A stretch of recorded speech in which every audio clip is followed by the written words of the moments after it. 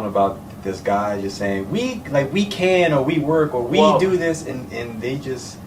It's almost like starting a technology cult where it's like you ask them, what do you do? And we're like, oh yeah, we're just a logistics company. No, that because everybody has that like tech pitch of like, what if I told you this app can change the world? Ever since Steve Jobs. Yeah. And I don't know if companies were not even companies, when people had that kind of idea, I'm not sure. It makes me wonder, looking through history, did people have the same kind of passion in regards to, I'm going to change the world with this thing? I mean, somebody had to have had it. Yeah. But the way they come across, I think it's in the tech marketing. I think the way that people market themselves in tech is, again, you don't want to seem like you're on the wrong side of history, so they always come about and ever since Steve Jobs came along, everybody. Steve Jobs was probably one of the first cult leaders. I mean, but that's how everybody treats these. That's how people treat these companies and stuff. If somebody comes along and they're using the verbiage of Jesus, I'm here to change the world forever, and I'm going to take everybody who's on this side with me. Yeah.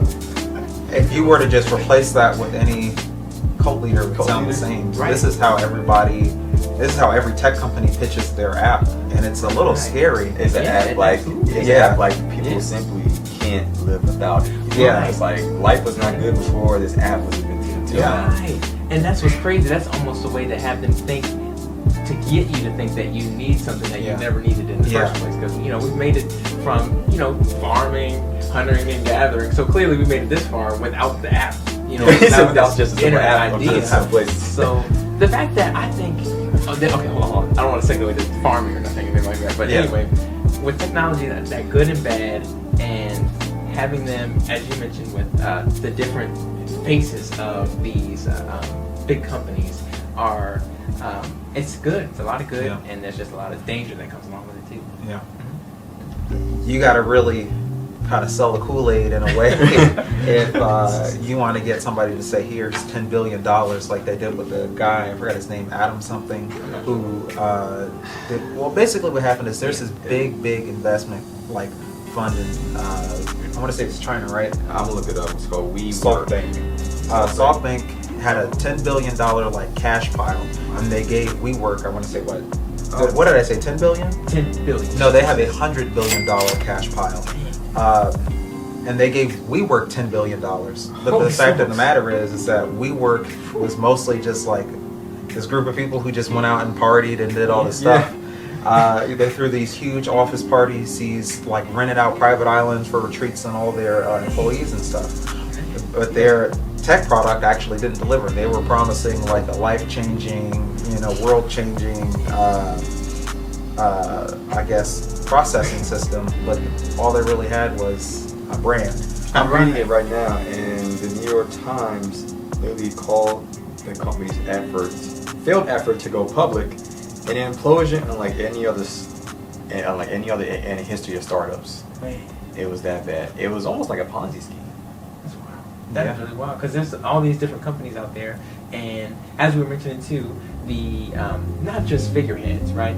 It's the people who are at the heads of the company, the faces, it's like for Microsoft, Bill Gates, or for Apple, Steve Jobs, the teams that are involved there, and the ideas that they bring to the front, and they showcase them as, this is really going to change the world. This is what the human race needs to go forward. And it's interesting because we're all people. We're all just trying to figure out a way to help better the world, and that's just someone else's perspective on what they want to better the world with. But what happens is, I think when the really large conglomerates and a lot of billions of dollars get involved, hundreds of millions, and there's billions of hundreds dollars, of thousands of people involved in the process, it can get a little dangerous sometimes. You mean like in terms of? I'm not gonna mention Elon Musk again. I've already talked about him. That money, money changes things. The fact that I'm gonna talk about Tesla real quick, just as a tech company, right? You're gonna make him a billionaire, your personal enemy. I watch what you say real carefully. What I'm trying to say is that, tell you what, do you know who the CEO of Microsoft is? See, I don't know. I only know those big names. But you know the CEO of Tesla. That's Elon Musk. Yeah. Okay. Yeah.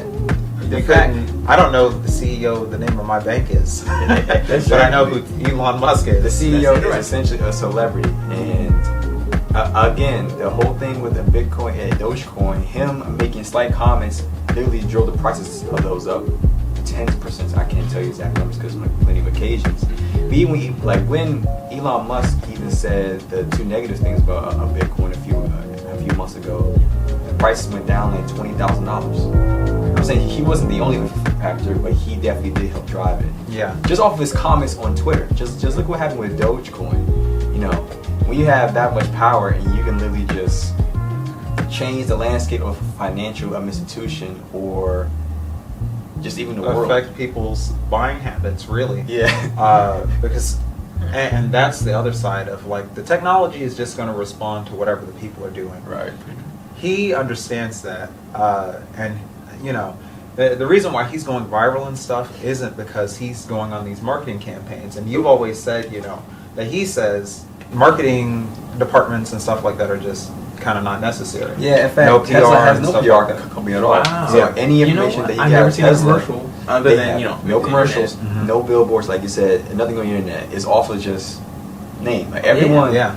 even non-car people that think about electric car, they think of a Tesla. They think Yeah. that's true. That's true. I remember the other company, Fisker or something like that, but Mhm. it really is just Tesla Yeah. now with what you see, and even in regards to seeing how fast everything has changed so drastically in regards to just technology in general, on the internet in general, and it's very difficult to even predict at this point where things are going to end up in the next 30 years or things like that. Yeah.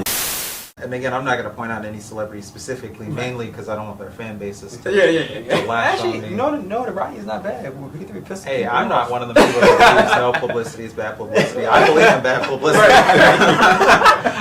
That is a wives' tale. Do y'all know what happened to on side note? Do y'all know what happened to Trick Daddy when he said Beyonce can't sing all that well?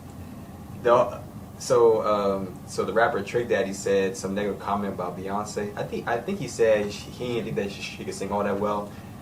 Her fan base literally gave his restaurant a 1-star average. Man, Oh my and it's gosh. millions of Yeah. people. The thing is that they were just making some as they go, and never all been he there. said was that he ain't like her music. And that's right. It's just somebody's opinion. Yeah. And that's the thing. But when they have an audience of people who's like, this is the person I love, never met him in their life. You mean her. But You mean her. whatever they've created has brought them through a dark time in their life, or they have an attachment to it. They'll do anything just to defend themselves. Yeah. Like a cult. In a way, In a yeah. sense. That's the magic word, the buzzword around here. That's the buzzword of the video. Yeah.